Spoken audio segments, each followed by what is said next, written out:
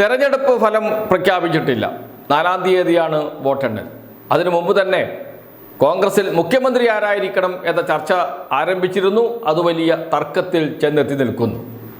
നേരത്തെ തന്നെ എന്ന് വെച്ചാൽ തെരഞ്ഞെടുപ്പ് പ്രഖ്യാപിക്കുന്നതിന് മുമ്പ് തന്നെ അടുത്ത മുഖ്യമന്ത്രി സ്ഥാനാർത്ഥി ആരാണ് എന്ന തർക്കം കോൺഗ്രസിലുണ്ടായിരുന്നു.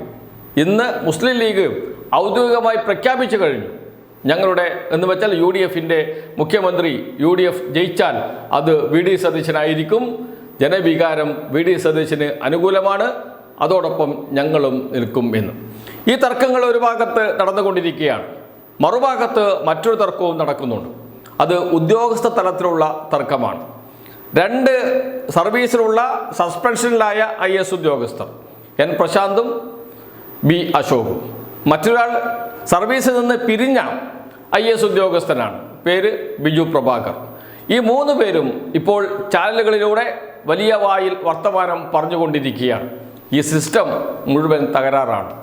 മുഖ്യമന്ത്രി പിണറായി വിജയൻ മഹാമോശപ്പെട്ട മുഖ്യമന്ത്രിയാണ്.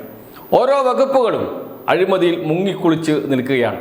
ഈ മഹാന്മാരൊക്കെ വകുപ്പ് സെക്രട്ടറിമാരായി ഇരുന്ന വകുപ്പുകളിൽ വൻ അഴിമതിയാണ് എന്ന് ഇപ്പോൾ പറയുന്നത് അതേ IAS ഉദ്യോഗസ്ഥന്മാരാണ്. ഗ്ലോറിഫൈഡ് ക്ലർക്സ് എന്നാണ് IAS ഉദ്യോഗസ്ഥന്മാരെ വിളിക്കാറുള്ളത് എന്ന് നമുക്കറിയാം. ഗ്ലോറിഫൈ ചെയ്ത ക്ലർക്കന്മാരാണ് ഈ IAS ഉദ്യോഗസ്ഥന്മാർ. അവരാണിപ്പോൾ വലിയ വായിൽ വർത്തമാനം പറഞ്ഞു തുടങ്ങിയിരിക്കുന്നത്. എന്താണ് ലക്ഷ്യം? ആരെക്കുറിച്ചാണ് അവർ പറയുന്നത്? സർക്കാരിനെതിരെയാണ്, LDFിനെതിരെയാണ്, കേരളത്തിൻ്റെ മുഖ്യമന്ത്രിക്കെതിരെയാണ്. എന്തിനാണ് അങ്ങനെ പറഞ്ഞുകൊണ്ടിരിക്കുന്നത്?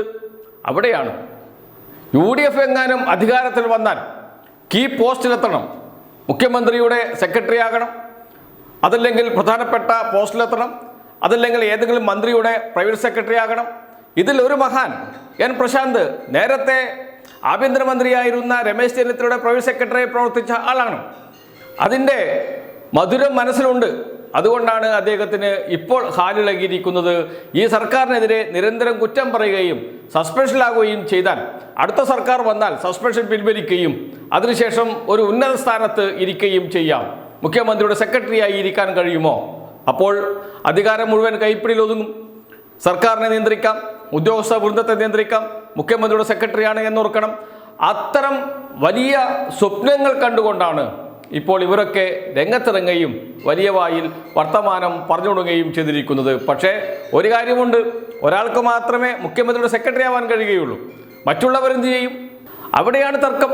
ഏറ്റവും കൂടുതൽ മുഖ്യമന്ത്രി വിമർശിക്കണം, അങ്ങനെ രാഷ്ട്രീയ യജമാനന്മാരുടെ ഗുഡ് ബുക്കിൽ ഇടം പിടിക്കണം, അങ്ങനെ മുഖ്യമന്ത്രിയുടെ പ്രധാന പോസ്റ്റിലേക്ക് വരണം, അതല്ലെങ്കിൽ മറ്റേതെങ്കിലും വകുപ്പ് മന്ത്രിമാരുടെ പ്രൈവറ്റ് സെക്രട്ടറിമാരാകണം, അതല്ലെങ്കിൽ ഏതെങ്കിലും പ്രധാനപ്പെട്ട പോസ്റ്റ് ലഭിക്കണം.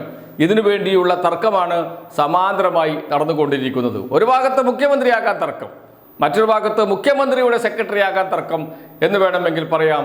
അങ്ങനെ റിസൾട്ട് വരുന്നതിന് മുമ്പ് തന്നെ ഉദ്യോഗസ്ഥ തലത്തിലും തർക്കം തുടങ്ങിയിരിക്കുന്നു, മുഖ്യമന്ത്രി ആകാനുള്ള തർക്കവും തുടങ്ങിയിരിക്കുന്നു. ഇതാണ് ഇപ്പോൾ കേരളത്തിൽ നടന്നുകൊണ്ടിരിക്കുന്നത്. മുഖ്യമന്ത്രിയാകാൻ തർക്കം കോൺഗ്രസിൽ സാധാരണമാണ്. പക്ഷേ ഉദ്യോഗസ്ഥ തലത്തിൽ കീ പോസ്റ്റിന് വേണ്ടി തർക്കം നടക്കുന്നത് ആദ്യമായിട്ടാണ് എന്ന് പറയേണ്ടി വരും. ഉദ്യോഗസ്ഥരും പ്രത്യേകിച്ച് IAS ഉദ്യോഗസ്ഥർ ഇങ്ങനെ ദുഷിച്ചാൽ എന്തു ചെയ്യും എന്ന് മാത്രമേ പറയാൻ കഴിയൂ. എന്തായാലും രാഷ്ട്രീയ കേരളം കൗതുകത്തോടു കൂടിയാണ് ഇതൊക്കെ നോക്കിക്കാണുന്നത്. UDF വന്നാൽ എവിടെയൊക്കെയാണ് അടി നടക്കുക എന്നതിൻ്റെ ഉദാഹരണമാണ് ഇപ്പോൾ നടന്നുകൊണ്ടിരിക്കുന്ന ഈ തർക്കങ്ങളും വിലപേശലുകളും എന്ന് പറയേണ്ടി വരും.